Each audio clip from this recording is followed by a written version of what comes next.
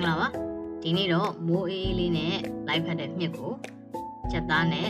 ဆက်ချက်ပြီးတော့စားမယ်ဗျာဘာတွေပါမလဲချက်သားပါမယ်မြစ်ပါမယ်တင်စိမ့်ပါမယ်ချက်သွန်မြစ်ပါမယ်ငရုတ်သီးပါမယ်အဆုံးချက်သွန်မြစ်လေးပါမယ်ပြီးရင်ကျွန်တော်တို့ငရုတ်သီးကိုထပ်လေးပါမယ်ပြီးရင်တော့ချက်သွန်မြစ်ရောငရုတ်သီးရောရောပြီးတော့ကျိတ်ဆက်နဲ့ကျိတ်မယ်โอเคဒါဆိုရင်စချက်ပါမယ်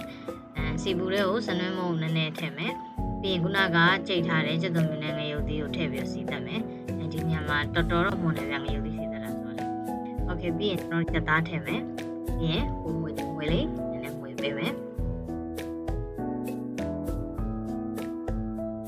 ပြီးရင်တော့ကျွန်တော်တို့ငပြားရေးအနေငယ်ထည့်ပါမယ်သားမုံထည့်မယ်ပြီးရင်တော့ကျွန်တော်တို့ရဲ့အဓိကဇက်လိုက်ညစ်ကိုထည့်ပါမယ်ပြီးရင်ဟိုငွေဒီငွေလေးထပ်ငွေပေးပါမယ်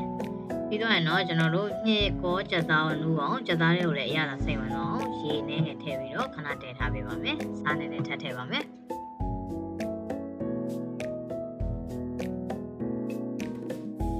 အားရောမြေရောနူးပြီးတော့ကြက်သားတွေကိုလည်းအရသာစိတ်ဝင်ပါပြီဆိုရင်တော့ကျွန်တော်တို့တင်စိမ့်ထည့်လို့ရပါပြီ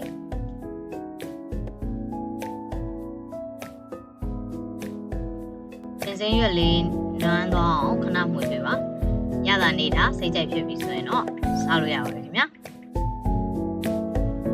ရုပ်သီးစီသက်တော့တော်တော်ညှော်ပေမဲ့အခုတော့ညှော်အကျုံးနဲ့အောင်တော်တော်စားလို့ကောင်းပါလေခင်ဗျာ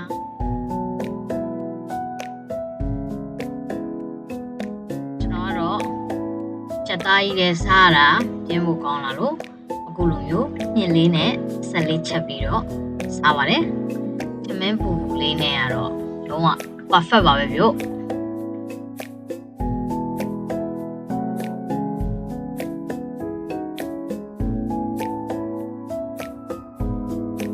ဗီဒီယိုကိုအဆုံးထိကြည့်ပေးတဲ့အတွက်အားလုံးကျေးဇူးအများကြီးတင်ပါတယ်ခင်ဗျာနောက်ဗီဒီယိုတွေမှာထပ်တွေ့ကြပါမယ် See you